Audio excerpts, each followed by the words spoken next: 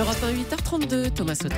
Et on retrouve Natacha Polony pour la revue de presse. Bonjour Natacha. Bonjour Thomas, bonjour Julie, bonjour à tous. Alors ce matin, une de vos journaux, toutes les nuances de titres pour un gouvernement fait de subtiles nuances politiques. La Dépêche du Midi, un subtil dosage justement. La Nouvelle République, contrat respecté, Hulot en prime. Midi Libre, quel casting. Les Échos, le choix d'un gouvernement qui bouscule les clivages. Le Figaro, Macron en marche vers le centre droit. Libération, surtout de droite, et l'Humanité, derrière la distribution flatteuse, une machine de guerre libérale. On commence donc avec le gouvernement. Oui, alors il y a d'abord ceux qui sont séduits.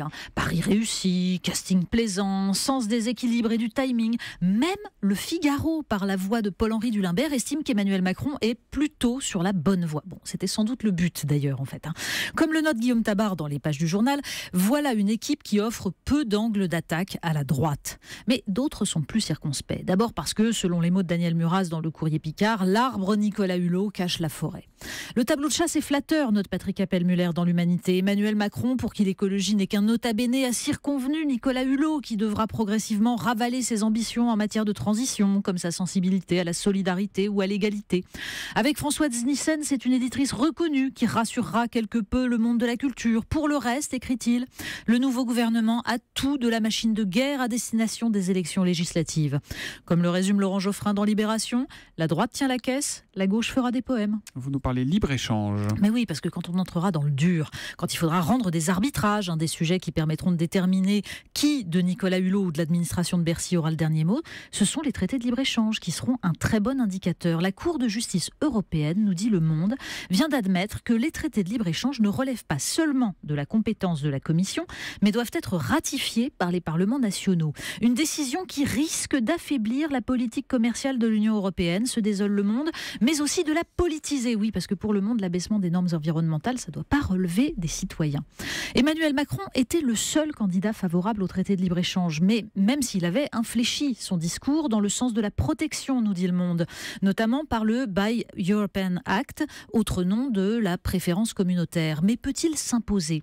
Comme l'explique Coralie Delhomme sur le site Figaro Vox, Macron est fédéraliste quand les Allemands deviennent souverainistes. La clarification devrait venir bientôt. On fait des maths à présent, enfin c'est un peu James Bond qui fait des maths, 007. Mais oui, aujourd'hui en France, on décrit un drôle de concours qui vient de rassembler des lycéens de la France entière. Certains ont quitté leur village de Camopi sur le fleuve Oyapock en Guyane pour venir jusqu'à Paris décrypter des messages codés.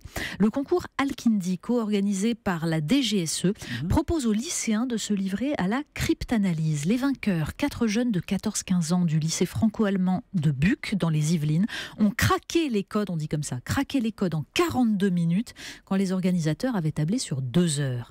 Un exercice d'intuition et de logique qui donne encore à l'homme une avance sur la puissance de calcul des machines. Et c'est utile en période de cyberattaque. On termine avec Chanel, tiens. Oui, parce que Libération s'intéresse à une tempête dans le verre d'eau des réseaux sociaux. Des internautes ont été scandalisés par un boomerang Chanel. Oui, ça existe. Le scandale ne vient pas du tout, en fait, du prix totalement délirant de l'objet, 1 200 € le boomerang, mais du fait qu'il constituerait une appropriation culturelle vis-à-vis de la culture aborigène. Alors les mêmes avaient fustigé, par exemple, Disney pour son déguisement de Maui, vous savez, son personnage polynésien, parce que les enfants blancs ne doivent pas se déguiser en un personnage racisé, là aussi on dit comme ça, parce que ce serait une forme de domination. Des débats assez idiots quand même, qui permettent d'occulter très utilement la question du consumérisme, de l'appropriation financière, de l'industrie du luxe, un peu comme si on glosait sur les équilibres gauche-droite, politique, société civile, en oubliant les choix économiques. La revue de presse de Natacha Polony. À l'instant, cette déclaration du Premier ministre Édouard Philippe sur Notre-Dame-des-Landes.